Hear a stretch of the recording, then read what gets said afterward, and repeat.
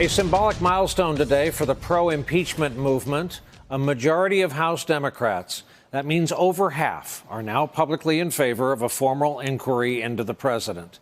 In all, 118 Democrats and one independent have voiced their support. Of course, that's still a far cry from the majority of the full House. That's not the overwhelming support the Speaker set as her threshold. And sure enough, Speaker Pelosi released a statement today calling the assault on our elections and our Constitution a grave national security issue and vowing that no present or future president can dishonor the oath of office without being held accountable. Well, here with us to talk about it on a Friday night, Andrew Desiderio, congressional reporter for Politico, a rare night in New York, and Jonathan Allen in Washington, NBC News national political reporter. Gentlemen, good evening and welcome to you both.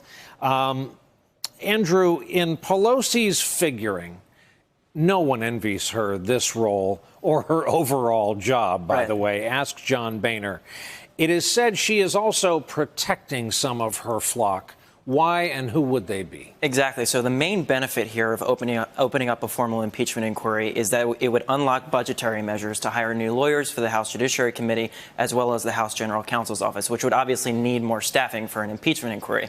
The problem with putting that to a floor vote is, Pelosi's biggest job here is maintaining her majority, right? And most of those districts that flipped from red to blue in this past midterm election are some of the most moderate Democrats in Congress. That would be a very politically perilous vote for them to take. Pelosi does not want to put them in that position right now, and she probably doesn't want to put them in that position at all, especially as we get closer to 2020. But the issue here, again, is that the majority of that 118 number come from districts that Hillary Clinton won by 10-plus points, right? So not exactly a politically perilous decision to make to come out for an safe. Exactly, right? So Pelosi has a very different job right now. She's upping her rhetoric against the president. She's backing this court petition that the House Judiciary Committee filed, in which they explicitly state that they are considering whether impeachment articles are warranted. But that's the tough bind she's in right now. She's trying to maintain the majority. That is the biggest job of the Speaker.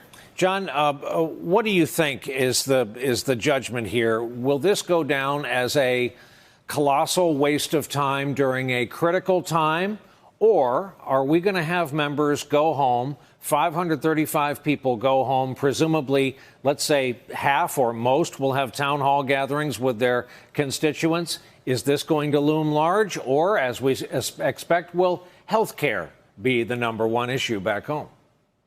That's really going to be up to Democratic voters, and I think it's mostly going to be up to Democratic voters in those districts that Andrew was just talking about. It's not so much in those heavily Democratic districts, but in those swing districts, the ones where those politically vulnerable members are.